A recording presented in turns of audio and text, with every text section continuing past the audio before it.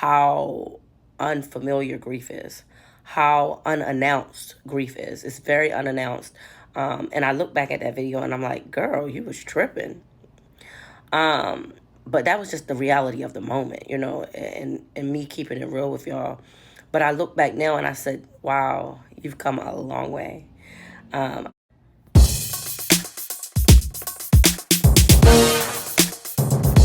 Oh, what a difference a year can make.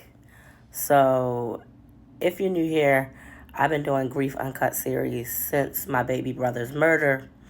It has given me, number one, an outlet outside of therapy. I do have a therapist, but it also given me a chance to connect with my audience, which I've been building since 2012. If you know me, I've been a travel nurse for over a decade, published a book, and co-founder of the Nurse Power Network, home of the baddest Nurse Power brunch.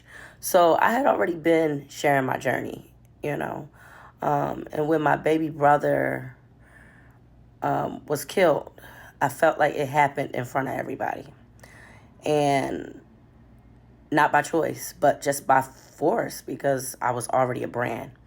I already had impact when it came to digital community, local community, my career community.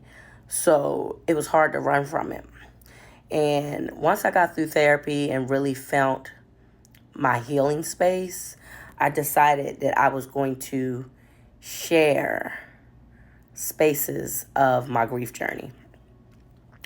So this time last year, I was actually going back to look at that clip.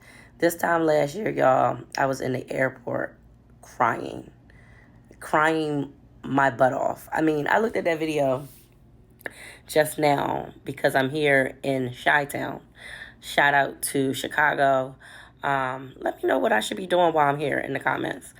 But I decided to go ahead, like any other encounter I've had at the airport since that date in May of 2023, I ran into a triggering encounter today. A group of young guys, again, just like in that last video from May 2023, a group of young guys were also at the airport getting ready to board their flight. It was pretty much the same scenario as the last one. And I looked at them, and I realized I got through it. I wasn't really consciously thinking about it like I did the last time. Of course, I always think about my baby brother when I'm at the airport because that's just a sentimental moment that we've experienced. I've been able to travel with him. He's been able to travel on his own maybe once or twice in his 20 years of life. And so the airport just reminds me of his life and what we could have been doing versus what we can no longer do. And so when I was in that airport today, I seen these guys. Of course, I remembered my brothers. I even had a conversation with them. I smiled. I felt the joy in my brother's life and his presence, and I did not cry. And I was stunned because I did not hold it together before. And so with that, oh, what a difference a year can make. So to anybody who's grieving a loved one and, if it feels unbearable, honestly, it is unbearable. But I just want to tell you guys that time does not heal the pain, but time does allow you to redirect the pain, to control it, to find ways to cope with it, right? It'll never feel good. It just won't. It'll never feel good. But as you continue your journey of grief, you will learn where to place your boundaries, where to place your energy. You will learn what's your triggers, right? And then what to do in that moment. And so once I realized that these young men were a trigger, they were a reminder, I had to focus on, one, the life. When you're grieving and triggers occur, find ways to focus on the life, right? So I had to focus on the life. And another thing that helped me cope and get through it this time compared to last is I actually talked to them. I went and I made a connection. I held a conversation with these young guys, and that helped me get through it. And I believe that did play a big part in it. But I think that when we're grieving, right, as we go through the journey, it does not get better. Like I said, it does not get better with time. But you learn to control the room better, right? And you learn what people, what things, what places, right, are going to cause more pain. And so you have to get creative and think about how you can redirect that pain and start focusing on life and not death. And so whenever you're grieving and you are more focused on the loss or the death, that's going to hurt.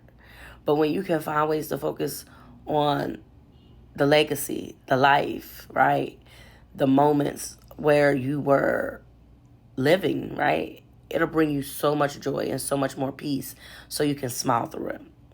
I've gotten so much better now in this last year of setting boundaries from anything that will cause me to think about his death. Anything that's going to make me think about his death, I try to avoid it. And that's what's best for my soul. And so that means, I don't do the same things I used to do. And I don't even go to the same places. And, my circle has shifted a lot, but it has allowed me to heal that way. And I think that's good. So if you're grieving in the thick of it, let me know what you've had to do to adapt and to adjust and how you had to own it. I feel like we spend most of our life, being validated, pleasing others, right? But when this happens, you really have to find ways to put yourself first. And that's what I'm learning more and more. Put myself first, know my triggers, find my healing, redirect that pain. And that's how I'm activating it in my mind, right? In my mind, whatever I associate to his death, I have to be more mindful and more controlling of how I let it enter my mind. And that's what's helping me get through the grieving process. I look at his son and I see nothing but life. And so I've become very consciously attached to his son. He's 4 years old. He's the best thing that could have ever happened to me. I just wish he could see his daddy. I wish he could see his daddy. But at the same time, when I see that child, I see life. And that helps me get through it. I don't see death. I see life.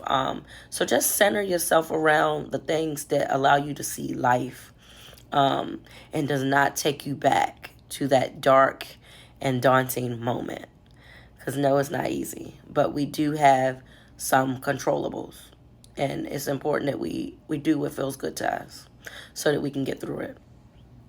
All right, y'all. I don't have a lot more to say. I do plan on doing some more grief uncuts because there is a lot to unpack about grief. People don't understand tragedy grief, right? Losing a loved one is always painful. I always say that. But when tragedy is involved, it's just different. It really is.